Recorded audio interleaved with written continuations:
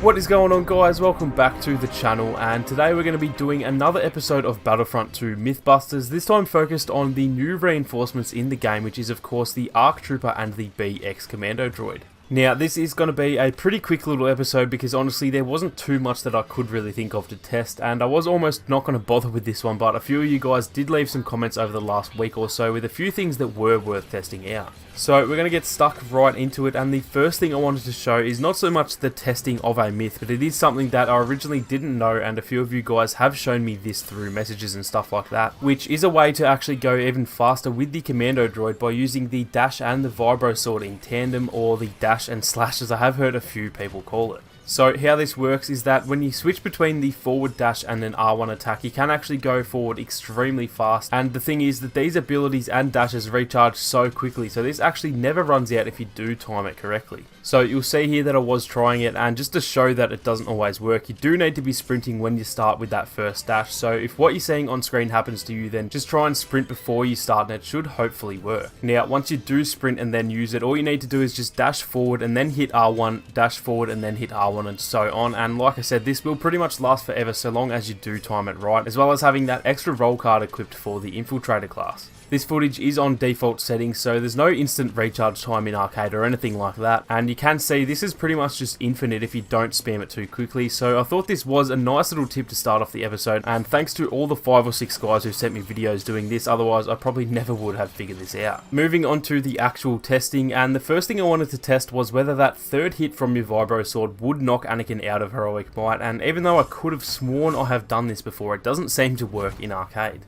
Now, I know for a fact that Phasma's Staff Strikes did knock Anakin out of heroic might even in arcade, and so I checked whether that still worked, and even that doesn't work anymore, nor does her stun droid either. So my guess is that the devs removed the ability to knock Anakin out of heroic might, or maybe this is just an arcade bug or something, but I'm definitely leaning more towards the same happening in multiplayer. Moving on, the next thing I wanted to test was whether or not Finn's undercover ability would hide him from the thermal scanner ability, and to no surprises at all, it didn't. I was 99% sure this would be the case, but since it does take him off the minimap, I thought it was at least worth a try. Staying on Finn, the next thing I wanted to test was whether the smoke screen would cancel his Deadeye ability from locking on, and to my surprise it actually didn't, so I'm not going to lie, that is kind of annoying because the smoke grenades in this game are kind of useless most of the time, and I honestly think smoke should stop anything at all from locking on. The first attempt was with the lock on first and then throwing the smoke down, so I also tried by throwing the smoke first and then locking on, but as you can see it didn't change a thing, so again that is a little annoying, and hopefully that will get changed or fixed in the near future. Moving on, and this one I did already know, but I thought it was worth mentioning anyway. If you throw down the ARC Trooper's shock trap and then an enemy blocks, it won't knock them down or even damage them at all. All it will do is actually give a tiny little stagger. So this is a handy little tip to know, that you should never use the shock trap as an enemy is blocking. Always wait until they let go of that block before actually activating the trap.